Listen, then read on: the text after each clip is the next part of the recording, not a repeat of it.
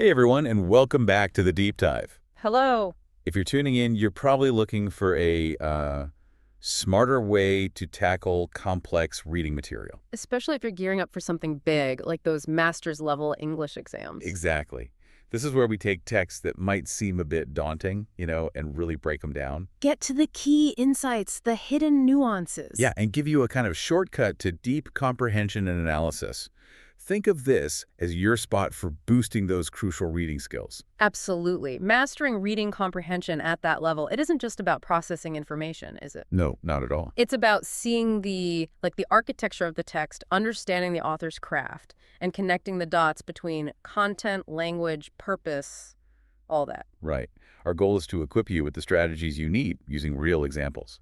And today's example text is a piece we're calling Text22. It sounds simple, maybe.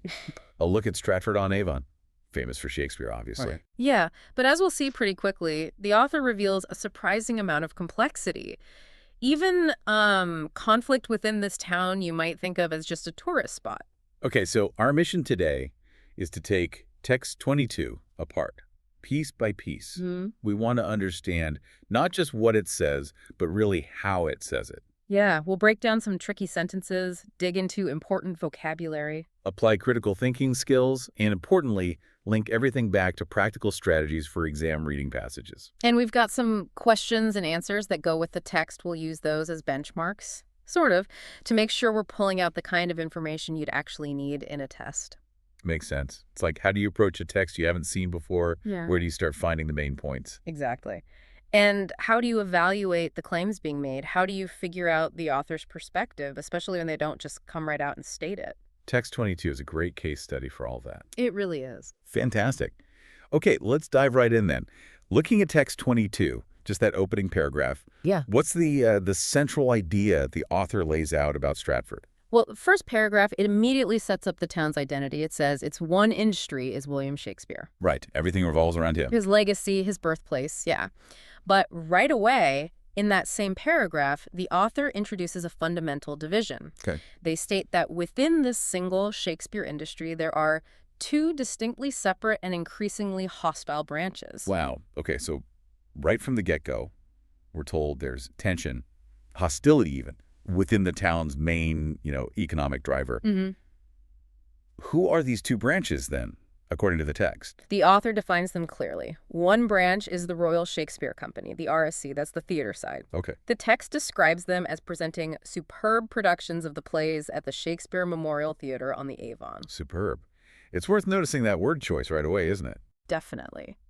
That single word, superb, gives us an initial hint, maybe, about the author's view of the RSC's quality. Yeah, it sounds like an endorsement, maybe an early sign of where the author's sympathies might lie, or at least where they see real value.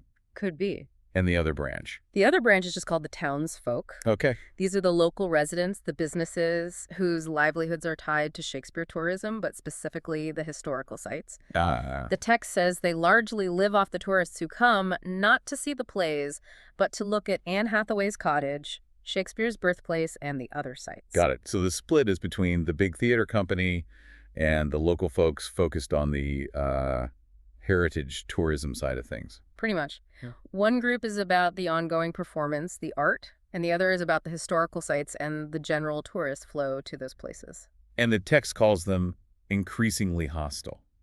So how does the author expand on that hostility in paragraph 2, especially from the townsfolk side? Paragraph 2 really dives into the townsfolk's issues.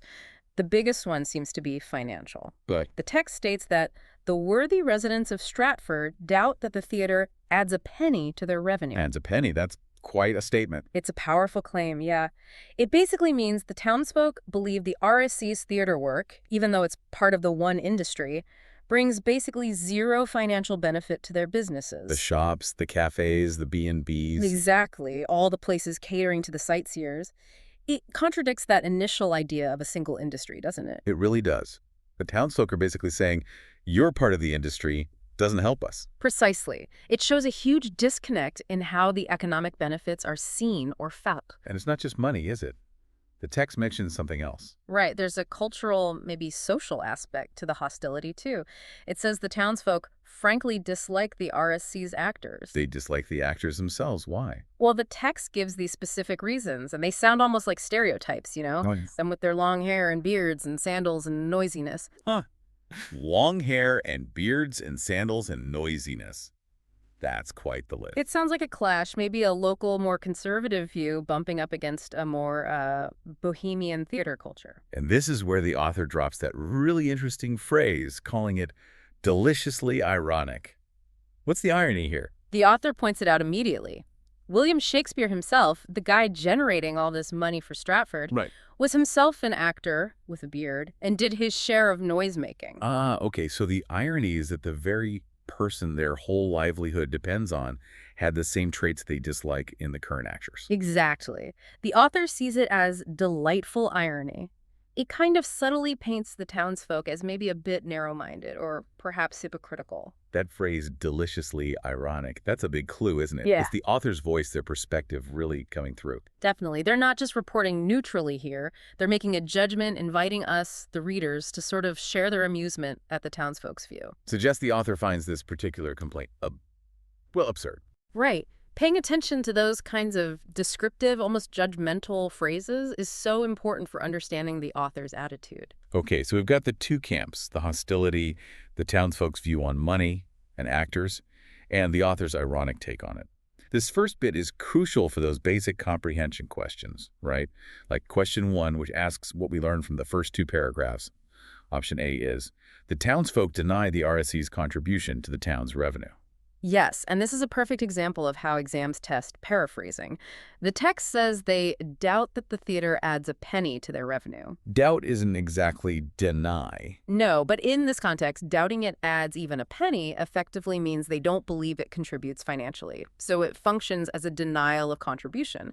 Option A captures that core meaning accurately, based only on what the text says the townsfolk think. So you have to look for the meaning, not just the exact words. Okay, let's quickly check the other options for Q1, just based on these first 2 paragraphs. Option B, the actors of the RSC imitate Shakespeare on and off stage. Yeah, that's reading way too much into it. The text only says Shakespeare was an actor with a beard to point out the irony. It says nothing about current actors imitating him. That's an unsupported inference. Okay, option C, the 2 branches of the RSC are not on good terms. That twists who the hostile branches are. The text is clear. It's the RSC and the townsfolk, not 2 parts within the RSC. You have to watch those details closely. Right. And option D, the townsfolk earn little from tourism. But the text says they largely live off the tourists.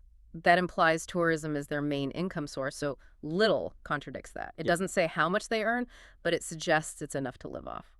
Got it. So spotting those misinterpretations or unsupported claims is key to eliminating wrong answers. Stick to what the text actually says. Absolutely. The wrong answers often bring in outside ideas, twist things around, or make assumptions. Okay, moving on. Paragraph 3 shifts focus a bit to the tourists themselves. How does the author categorize the visitors? The author splits them into 2 main streams, sightseers and playgoers. Okay, tell us about the sightseers first. What are they like? These are the visitors who come mainly for the historical stuff, often on bus tours, maybe hitting Warwick Castle or Blenheim Palace too. Right. The text notes they don't usually see the plays. Some are even surprised to find a theater there, and they're quick visits. They can take in everything and get out of town by nightfall. Day trippers, basically. Checking off the sights. Pretty much, focused on the historical locations. And how do the playgoers contrast with them? Well, the playgoers obviously come for the theater. The author uses however to signal the contrast.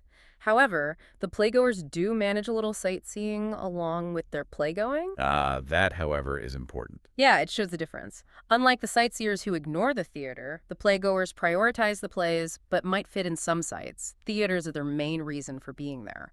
And this distinction matters because it links back to that whole revenue argument from paragraph 2, right? This is where the RSC makes its case. Exactly. The text lays out the RSC's position.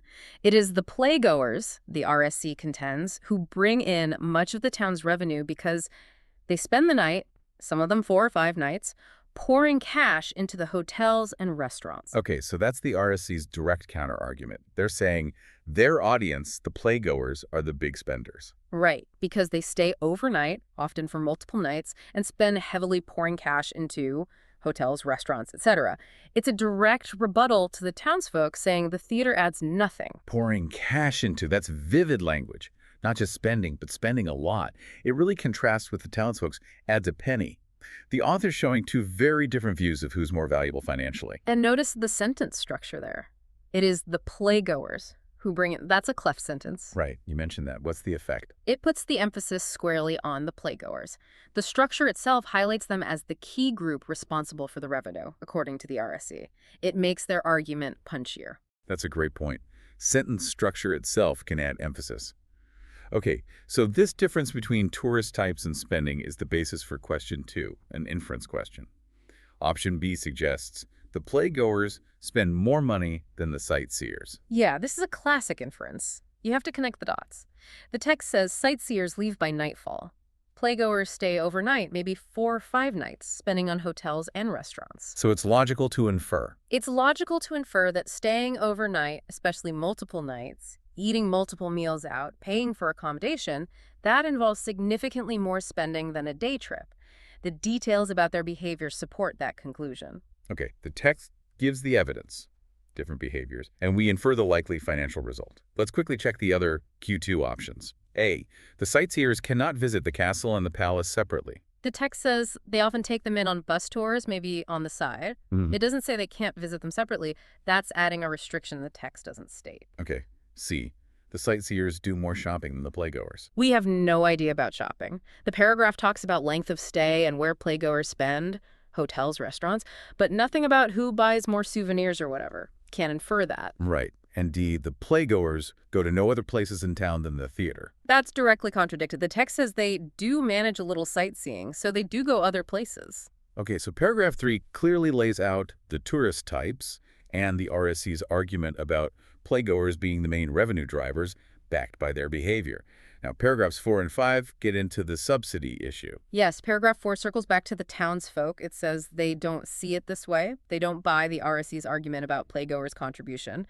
And importantly, the local council does not contribute directly to the subsidy of the RSC. So the official town leadership sides with the skeptical townsfolk on this. Seems that way. And then we get that really interesting phrase, Stratford cries poor traditionally.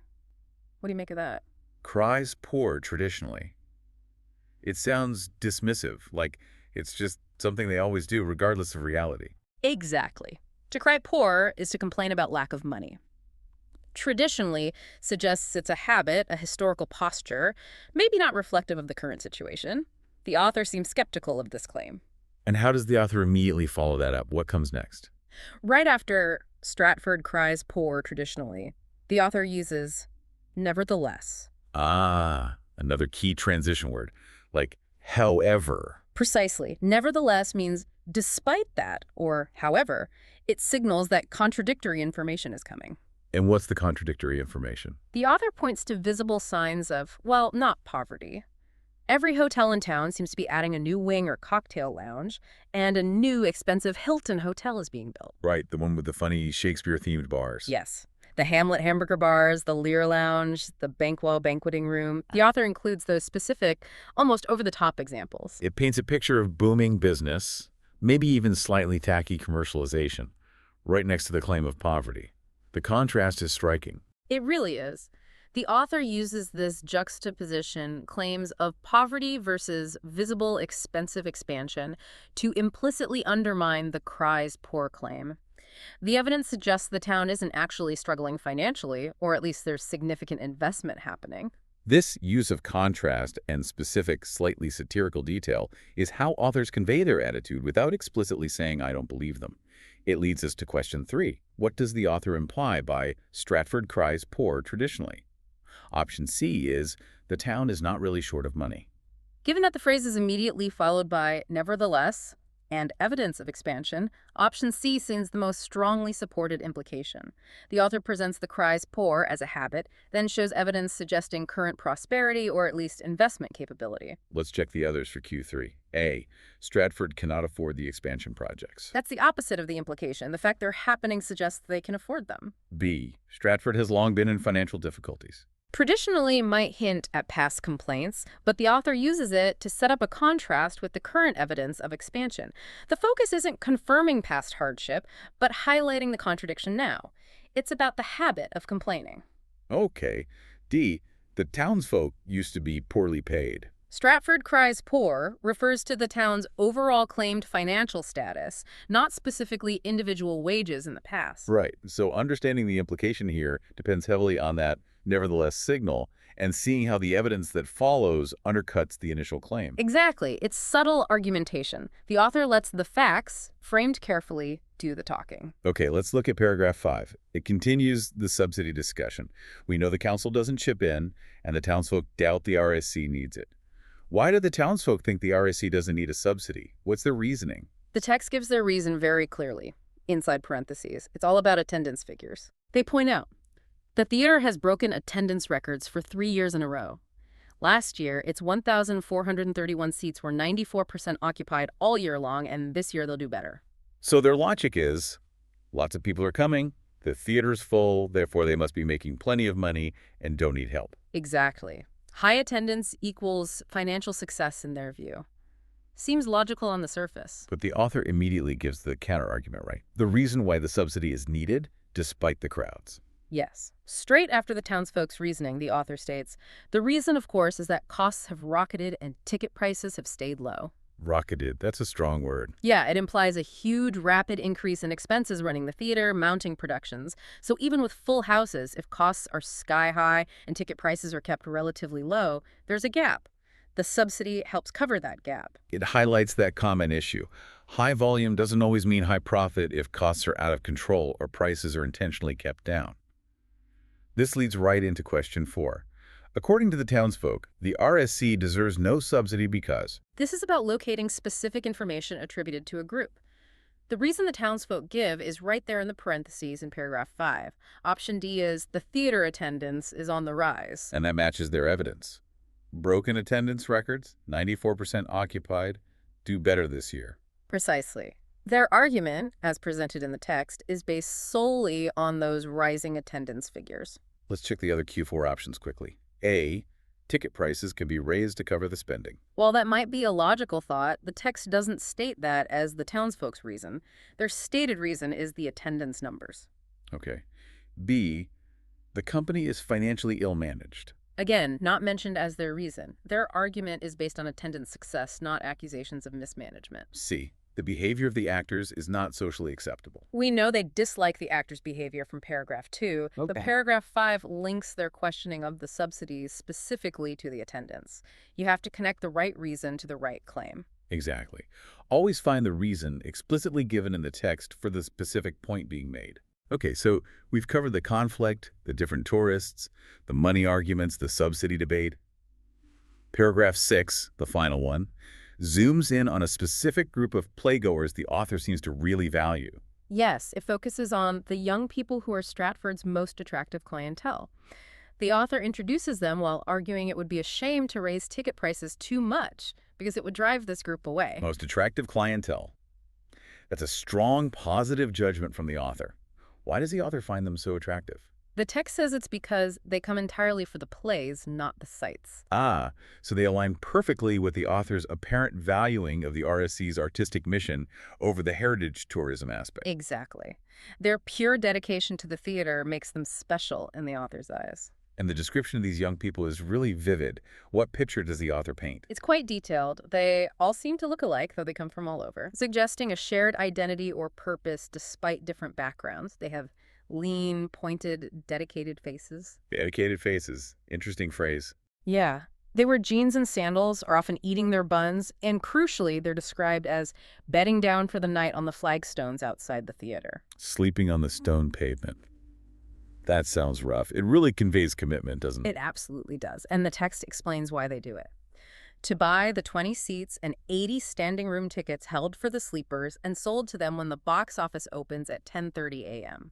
So they endure that discomfort specifically to get the limited number of cheap tickets reserved for overnight waiters. That really illustrates their dedication. And it highlights why keeping prices low is essential for this group that the author values so highly. The author's language here, lean, pointed, dedicated faces, bedding down on the flagstones, it's evocative. It's creating sympathy, maybe admiration for their commitment. Definitely. It's persuasive writing through description. It strengthens the author's argument against raising prices by showing who would be lost. Okay, we've walked through the whole text now, section by section, linking it to the questions. This whole journey helps us piece together the author's overall stance, which is what question 5 is about the author's attitude. Right. To figure that out, we need to pull together all those clues we noticed. Like calling the RSC productions superb right at the start. The deliciously ironic comment about the townsfolk's dislike of actors, which kind of mocks them. Presenting the RSC's argument about playgoers' revenue almost as fact, using that emphatic "it is the playgoers" structure. Using nevertheless and the hotel details to undermine the cry's poor claim. And finishing with that clear admiration for the young, dedicated playgoers, calling them most attractive clientele. Putting all that together, the positive descriptions of the RSC and its audience, the irony and undermining evidence used against the townsfolk's views, it points strongly in one direction. Suggests the author isn't neutral at all. Not really. So for question 5, option D is sympathetic to the RSC, seemed the most supported conclusion. The author consistently portrays the RSC, its work, and its audience more favorably. Let's check the others quickly. A is supportive of both sides. Doesn't seem like it. The tone and details show a clear leaning toward the RSC. B favors the townsfolk's view. Definitely the opposite of what we found.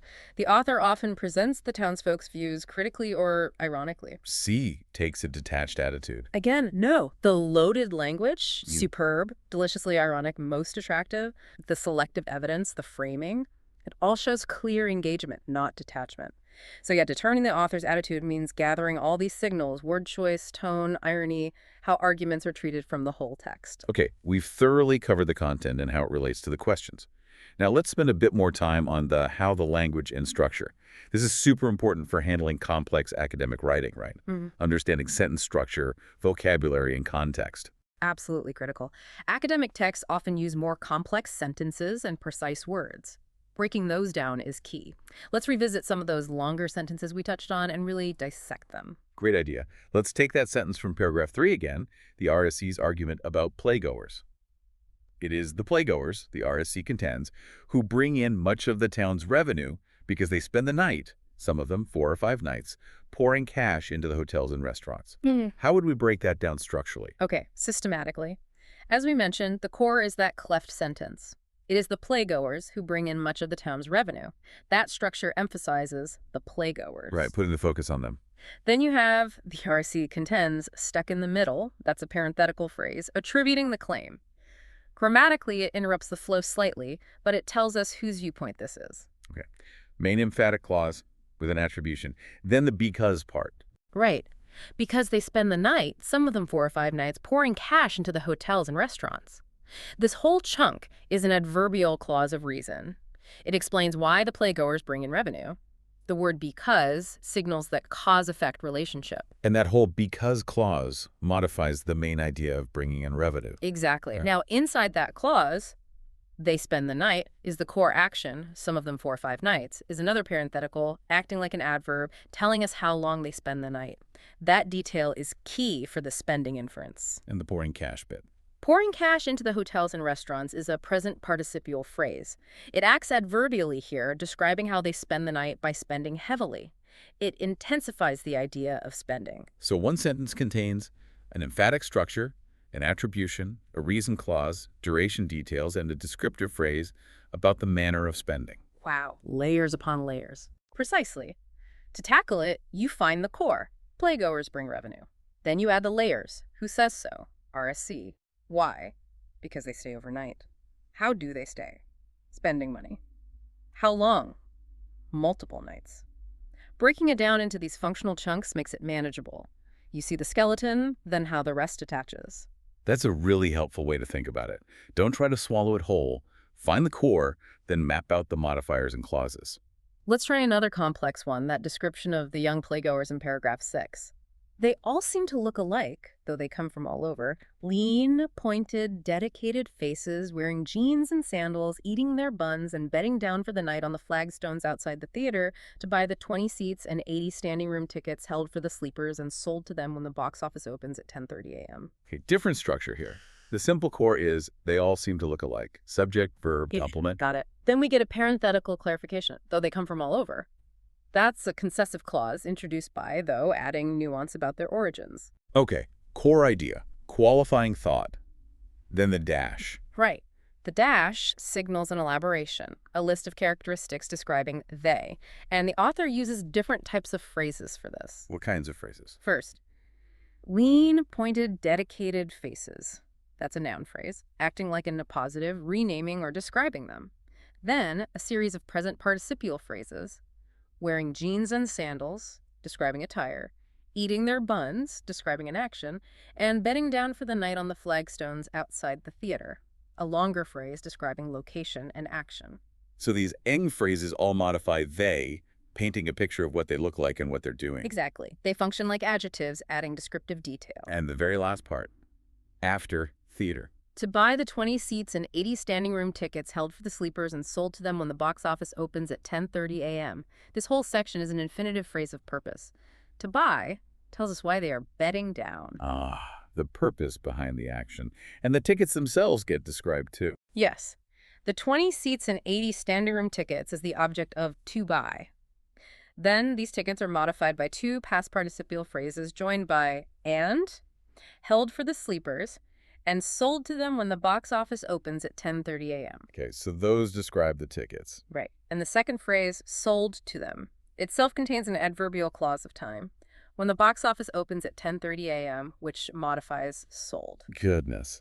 So that one massive sentence unpacks into a core statement, a concessive clause, a descriptive noun phrase, multiple descriptive present participial phrases, an infinitive phrase of purpose, which contains an object modified by parallel past participial phrases, one of which includes a time clause. That's the breakdown. It shows how authors layer information using these grammatical structures. When you hit a sentence like this, find the main subject verb, then identify the chunks, phrases, clauses, and ask, what does this chunk describe? Why is it here? Reason, purpose, condition, time. What word does it modify? That systematic approach makes it less intimidating. That decomposition method is incredibly useful. It turns a scary block of text into something logical. What about vocabulary? We flagged some key words earlier. Understanding them precisely in context is crucial too. Okay, totally. Let's look at those words again. Hostile, revenue, contends, subsidy, rocketed, clientele, dedicated, flagstones. Yeah. We need their meaning here. Okay, hostile, describing the two branches. Here it means actively unfriendly, opposed, antagonistic. Not just disagreement, but real conflict. Sets a strong tone. Revenue. Income. Money generated. The townsfolk doubt the theater adds to their revenue. The RSC says playgoers bring town revenue, central financial term. You often hear tax revenue, generate revenue. Means to assert or argue a point, especially in a dispute. The RSC contends playgoers bring money. They're arguing this against the townsfolk's doubt. More formal than just says. Financial help, usually from government or an organization, to support something seen as beneficial. The council doesn't contribute to the RSC's subsidy, implying they get money from elsewhere, like national arts funding, to bridge the gap between costs and ticket prices. Think government subsidy. Rocketed, describing costs. Means increased very fast, very sharply, like a rocket. Emphasizes the dramatic rise in the RSC's expenses. Much stronger than just increased. Clientele. Customers or patrons. The young people are the theater's most valued clientele, the group that uses their service, the plays. Dedicated, describing the young people's faces. Means committed, devoted to a purpose. Dedicated faces suggest their expression shows focus and commitment to the plays, implies seriousness, passion. And flagstones. Flat paving stones. So sleeping on the flagstones means sleeping on the hard paved ground outside. Emphasizes the discomfort they endure. Understanding these nuances is key. Don't just grab the first dictionary definition. See how the word works in this sentence, this argument. Noticing collocations, common word pairs like town's revenue, local council also helps.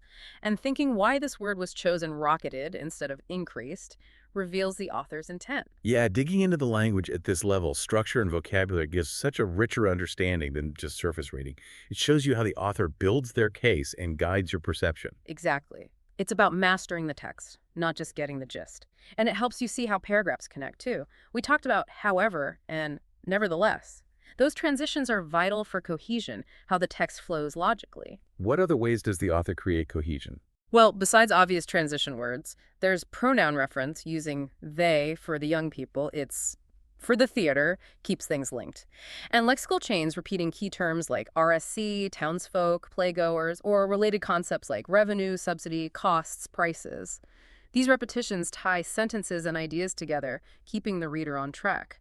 Following these links helps you trace the argument through the whole passage. So cohesion is like the logical glue holding it all together. Yeah. Okay, let's shift from language to broader critical thinking skills. Text 22 is perfect for practicing how to evaluate different viewpoints and the evidence used, right? It really is. You've got multiple perspectives laid out. The townsfolk's views on money, actors, subsidy, the RSC's arguments about revenue, need for subsidy, and the author's own viewpoint, which we've seen emerge through tone and framing. A critical reader has to identify and separate these. Ask yourself, whose voice am I hearing now? Is this the author, or are they reporting someone else's claim? And it's not just about spotting the views, but weighing the evidence or reasons given for them. Precisely. The townsfolk use attendance stats for their subsidy argument. The author uses hotel growth to challenge the cries poor narrative. As a reader, you need to look at that evidence. What kind is it? Anecdotal, like the actor's description, statistical attendance, observational, hotel building. And how does the author present it? Neutrally, or framed to suggest an evaluation? The author definitely seems to guide our evaluation using irony, or that, nevertheless, to critique the townsfolk's stance. Exactly. Spotting that subtle authorial bias is a core critical thinking skill. It means looking beyond the surface to see how word choice, tone, selection of details, and structure, like juxtaposition, reveal the author's underlying position. You're constantly asking, why did they put these 2 points together? Or what's implied by using this word? So critical thinking is active engagement, questioning claims, assessing support, looking for bias, not just passively absorbing information. Not at all. It's active analysis. This local Stratford dispute becomes a mini case study in how different groups interpret a situation and how a writer can navigate and present those conflicts, often with their own hidden commentary. Okay, let's bring this all home. Based on everything we've discussed and the Q&A analysis, what are some key practical exam strategies we could pull out? These strategies work for pretty much any reading comprehension task, especially under time pressure. First, quick location. If a question refers to a specific paragraph or phrase, paragraph 3, cries poor, use keywords to scan and find that spot fast. Don't feel you have to read the whole thing word for word first. Targeted scanning. Then, once you're in the right section, the strategy depends on the question type. Exactly. For direct info questions like Q1, Q4, look for a paraphrase of something explicitly stated. For inference questions, Q2, connect the details provided in that section to draw a logical conclusion based only on the text. For implication author intent questions, Q3, analyze tone, context, transitions, look for those subtle clues. For overall attitude, Q5, synthesize clues from the entire passage. And managing time means using these targeted approaches. Focus your close reading where it's needed for the questions. Right, efficient engagement. And finally, always analyze the answer options carefully. Eliminate choices that bring in outside info, twist meanings, confuse viewpoints, or contradict the text. The right answer has to be fully supported by this passage alone. Watch out for options that sound plausible but aren't actually there. Identifying those distractors, those traps, is crucial. It really is. Advanced reading comprehension is a skill you build with practice. Using these techniques, sentence breakdown, vocabulary analysis, tracking cohesion, critical evaluation, targeted strategies makes you a much stronger, more confident reader. Well, this deep dive into Text 22 hopefully shows how even a seemingly simple article has layers of meaning, technique, and complexity.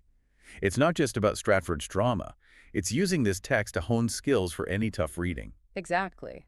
These methods for analyzing language, arguments, and authorial stance are your toolkit for success. And the best way to sharpen those tools is to use them. We definitely encourage you to reread Text 22 yourself, actively looking for the things we discussed. Pick another long sentence and try breaking it down. Find more examples of subtle language. The The more you practice, the more second nature it becomes. Let us know if this breakdown was helpful. Your feedback helps us tailor these sessions. Practice really is key. Apply these ideas to other texts you encounter. Well, we've certainly explored the theatrical divide in Stratford, as Text22 presents it. We've seen friction between art and commerce, different views on money, and how an author can shape our view of it all. And we've walked through how to pull out information, understand tricky language, and think critically for both understanding and exam success. So to leave you with a final thought, building on this text, we saw this tension between supporting the RSC's art, needing subsidies, affordable prices for young fans, and the townsfolk's focus on immediate tourist dollars. How do communities generally balance preserving culture with local economic demands? And based only on this author's account, who do you think really benefits most from Shakespeare, Inc. in Stratford? And is that balance sustainable? That's a great question. Takes the specific case and opens it up to broader issues of culture, economics, and community value. Something to chew on. Thanks for joining us for this deep dive. Keep practicing those reading skills. Until next time.